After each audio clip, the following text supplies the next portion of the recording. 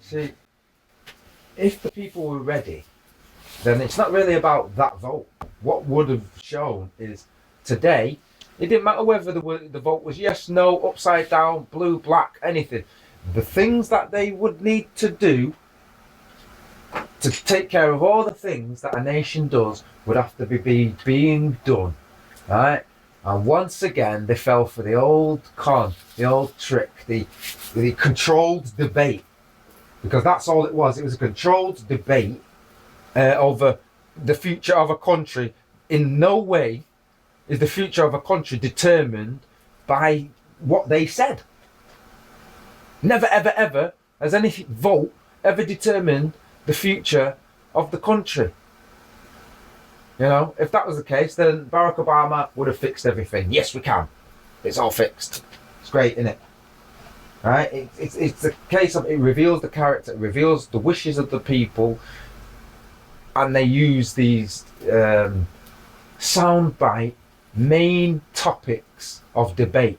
They always talk about a manifesto, what they intend to manifest in the time that they're in power. If you put us in power, we promise we'll build more schools, that type of thing. What they're going to do, but they don't really explain how they're going to do it. They just say, this guy, he's an idiot. You said you wanted more schools. Well, I'm going to give you more schools, and that's what they play upon, because they know by having 2 and 3 parties, it's just a quick remedy. It's a quick fix to our immature reasoning power that we haven't quite grasped, that everything that is changeable in the world, some of these things require a great deal of hard work and hard thought, and they're just not up to the process. They're not up to the task. They don't have a set of skill crafts that are usable. Most people have become in this arrested development stage, and they're stuck there. They cannot rise any further. And even trying to talk these concepts to them, wow, it's mind-blowing for them. But then you see the odd 1 and 2 that are waking up to it more and more, but not because you're saying it better. In some cases, we've stopped even talking about it altogether. It's a case of, well, he who feels it knows it, so now they're feeling it, now the world should know. Oh, yeah. Well, why weren't you listening 3 years ago and 10 years ago? What's changed? Apathy. That's what's changed. It's happening to me now, so now it's important. Oh, right, I get you. It wasn't important when it's happening to others. Well, that reveals a lot about their character. Because in a way, it wasn't just the Scottish vote. Every day people wake up and vote. They make yes-no choices, and when they do that, they're voting. But they don't see it as voting. They call it choices. You see what I'm saying? And voting is one of those choices. You can either become directly involved in government, as is your right, or vote for someone who you think is going to represent you. All you've done is fall for the hook, line and sinker con man who said he's going to represent you and do everything for you. He just wanted the power of 52 million people, or however many it is. That was his game. And he knew that he'd get some of it because so many people are just lazy. Let's get it right. It takes hard work to do certain things. And the more I'm seeing, I see a lot of people don't like to hear that word. Oh, lazy. Why? Do you think it applies to you? I don't mean you. But whoever the cat fits must mean them. So if you are being lazy and you know you're being lazy, then that's you. And that's where their first obstacle's going to be. Accepting that fact and saying, well, am I lazy? What's laziness got to do with anything? Well, it's got a lot, because especially if you want a change to something. Well, if you're going to end up doing the wrong thing, then why even bother? That's a different thing. I'm talking about lazy. Yeah, but you know, what in a quick fix. Quick fix is lazy. Maybe lazy will save their life because they're not going to rush into some folly. I'll give you an example. Someone said to me, I forget who it was, but they're saying, oh, you know, the other Sunday I saw people... Does anyone actually know the right thing to do right now? Listen to what I'm saying, you'll see what the analogy. Sunday afternoon. I don't know what people think the culture is these days, or the myth of culture on a Sunday. But instead of having Sunday lunches and things like that, my friend said he couldn't believe the amount of people who saw queued up for a McDonald's meal, right, going right round the road, right down the road, right round the corner. It's like, is this the society we are today? The type of people where, when you think about it, to cook a burger and to make some chips yourself or fries would take how long?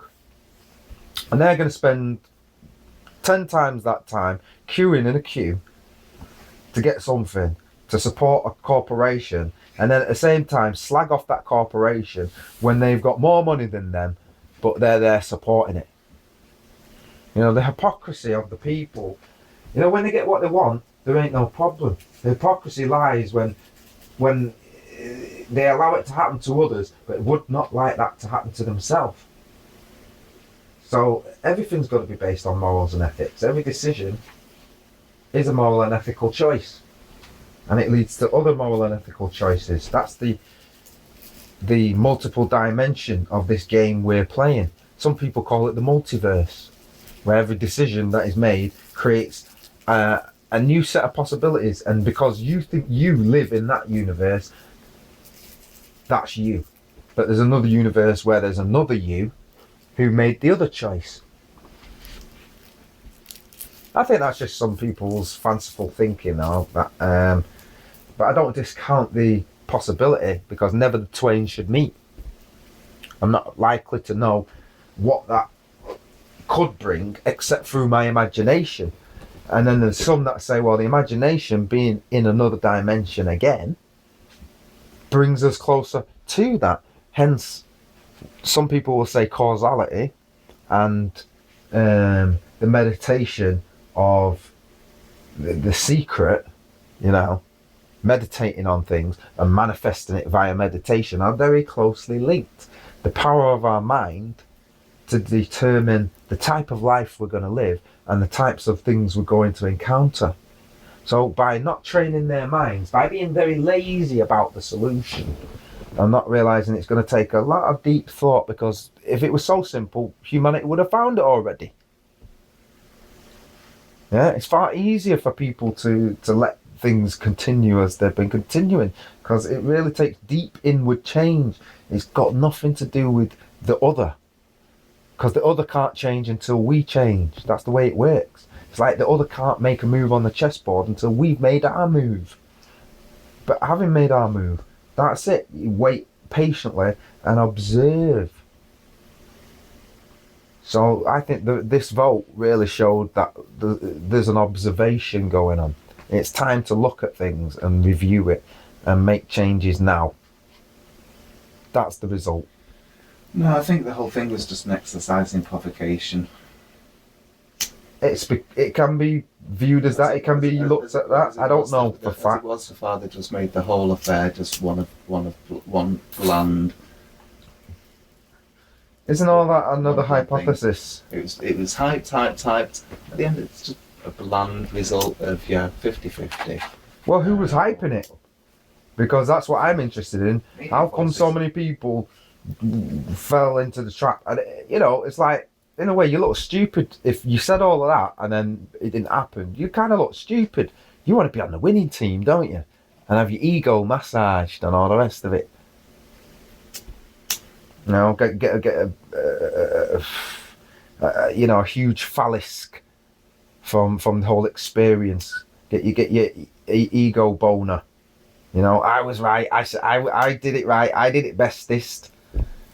So all of that going on, but I think really deep down the meditation's got to be one where the entire human race is looking for one, unity, and therefore we're going to have to find something we commonly agree on in truth and in honesty. And if people really open their friggin' eyes, they'll realise that a lot of those people seem to have some agenda, but can they really explain their agenda? Do they know where it's going to lead, or is it just another religion? Oh, if we do this, if we build this, or we do that, it'll be great again.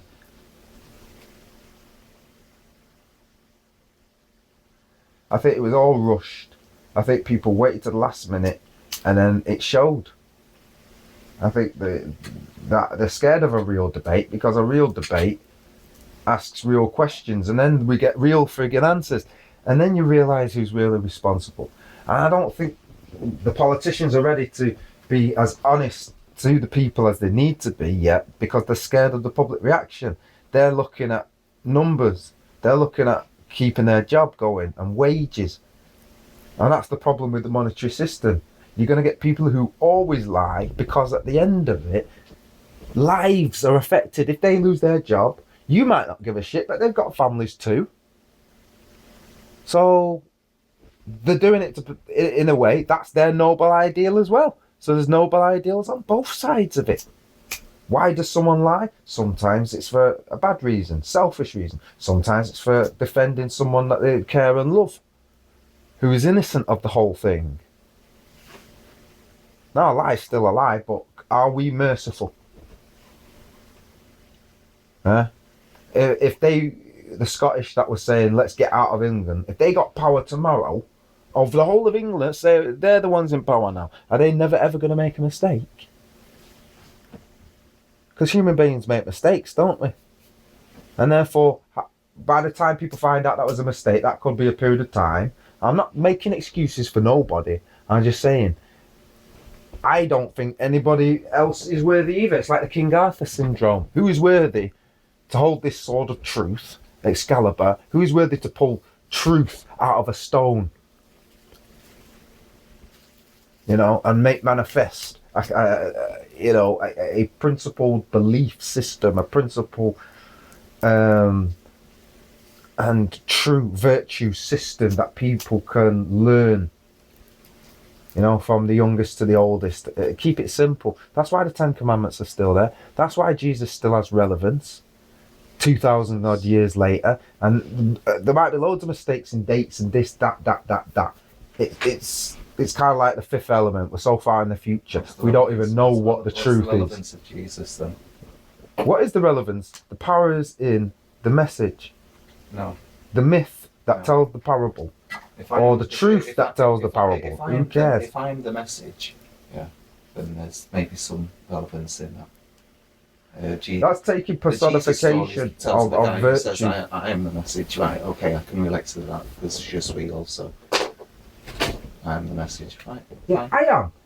So from that point, Jesus, but if je you're suis, talking I am. about that guy, well, what's the relevance? The relevance Because is I how am the did message. this guy learn to be that guy? Is there an example? Do you have any heroes that you look up to? And if you do, why do you look up to them? Let's start with the children before they become men. How do we learn things? Who do we respect? Who do we honour? Who do we listen to? You know, everything in this world is coming back to the basic things that we learn as families and communities and extended communities. And thank God we've still got them, but we need to bring them back again. It's time to bring back moral school and Moral still. Let's not. Moral education. Let's not. Let's not have moral education. Let's not have that sort of mind. Well, we're having it now. So tough. No, Here's the thing about it, right? You avoid moral education, it'll bite you in the arse. No. So that's okay. Avoid it. We can have moral education, man. Whether you like it or not, that's the Let's not dictatorship. take any presuppositions as far as morality is concerned. Going to be a moral discussion. Let's start off with nothing on the table. Yeah.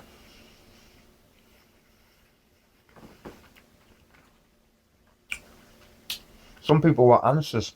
Yeah. Well, let's see. Start off with nothing, and let's put things on the table and let's discuss it.